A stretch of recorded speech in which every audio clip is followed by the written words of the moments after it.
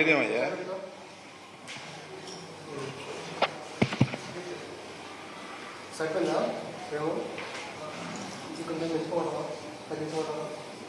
ఎట్లాగ ఈ ఆపరేట్ చేసేది?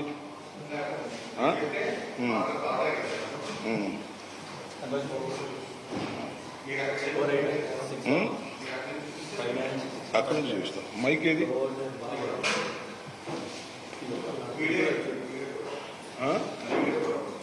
ఆ వీడియో వేపిస్తావా? Hello hello.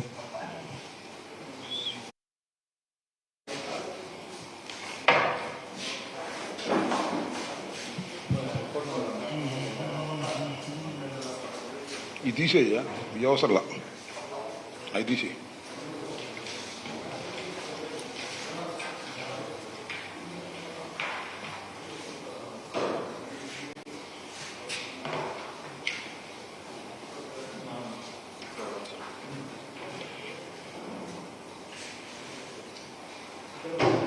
అంత రెడీనా?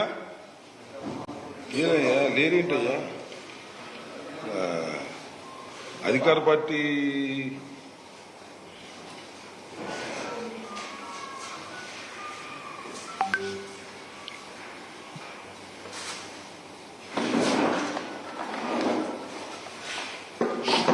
ఏంటి సంగతులు? అంత బాగానే ఉందిగా?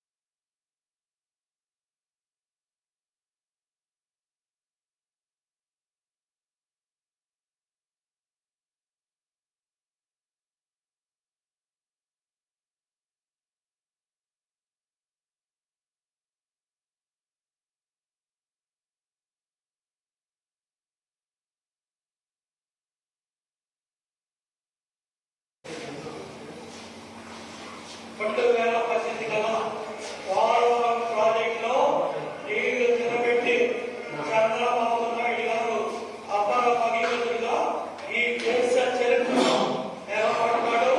రాసి పెట్టుకో, నీ సాక్షి పత్రికలో చాలా అంతవరకు అడిగినప్పుడు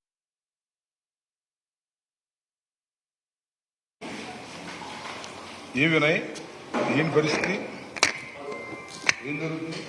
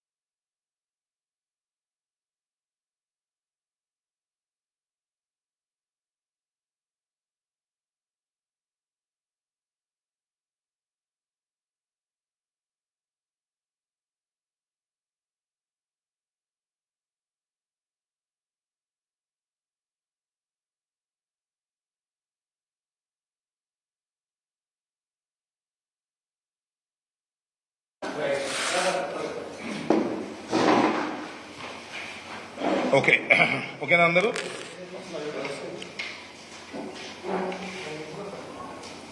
ఈరోజు సాయంత్రం 3 గంటలకు రాష్ట్ర ముఖ్యమంత్రి గారు నారా చంద్రబాబు నాయుడు గారు శ్వేతపత్రం పేరుతో పోలవరం గురించి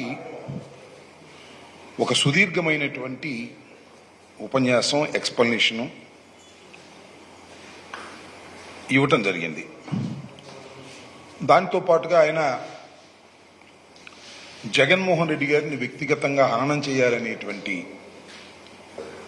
పరుష పదజాలాలు చాలా విరివిగా వాడేటటువంటి ప్రయత్నం చేశారు.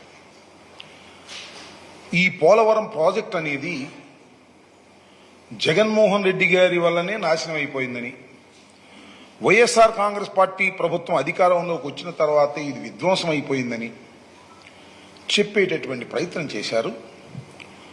దానికి సమాధానం చెప్పవలసినటువంటి బాధ్యత వైఎస్ఆర్ కాంగ్రెస్ పార్టీ తరపున, ముఖ్యంగా 2 సంవత్సరాల పైచిలకు ఇరిగేషన్ మంత్రిగా చేసిన నా పైన, పార్టీ పైన ఉన్నదని భావిస్తూ దానికి కొన్ని సమాధానాలు చెప్పేటటువంటి ప్రయత్నం నేను చేయదలుచుకున్నా.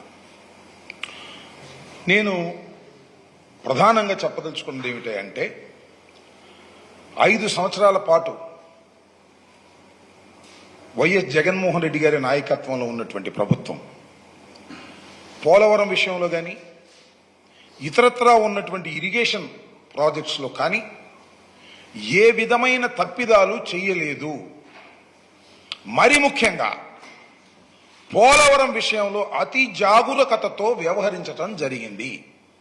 ఎక్కడ కూడా చిన్న తప్పిదం కూడా జరగకోకుండా శాస్త్రీయంగా ప్రోటోకాల్ ప్రకారం ఆ ప్రాజెక్టు నిర్మాణాన్ని కరోనా ఉన్నప్పటికీ కూడా అత్యంత వేగవంతంగా చేసేటటువంటి ప్రయత్నం జగన్మోహన్ రెడ్డి గారి ప్రభుత్వం చేసిందని ఈ సందర్భంగా నేను చెప్పదలుచుకున్నా.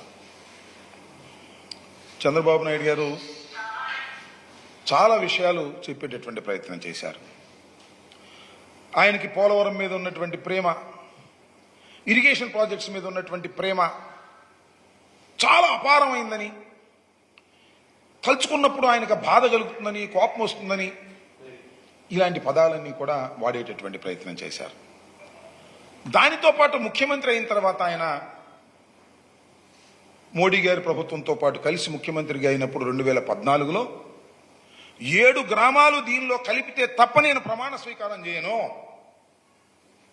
ఎందుకంటే Polavaram is such a project, Polavaram చాలా గొప్పది, పోలవరం జీవనాడి, అందువల్ల నేను కాన్స్టిట్యూషన్ డెడ్ లాక్ వచ్చినా సరే నేను ప్రమాణ స్వీకారం చేయనని చెప్పి పట్టుబట్టి 7 గ్రామాలని మన ఆంధ్రప్రదేశ్ కల్పించాను, సాధించాను, అలాంటి గొప్ప వ్యక్తిని అనేటువంటి మాట ఆయన చెప్పారు. నేను అడుగుతా ఉన్నా, నారా చంద్రబాబు నాయుడు గారు, మీరు 1995 నుంచి 2004 వరకు మీరు ఈ రాష్ట్రానికి ముఖ్యమంత్రిగా ఉన్నారు.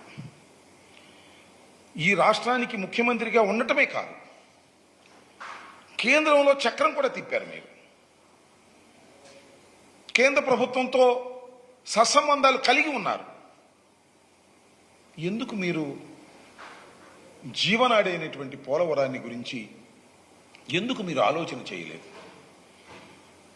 మళ్ళా తిరిగి రాజశేఖర రెడ్డి గారు వచ్చిన తర్వాత మాత్రమే రాజశేఖర రెడ్డి గారు ఆలోచన చేయాల్సిన పరిస్థితి ఎందుకు వచ్చింది?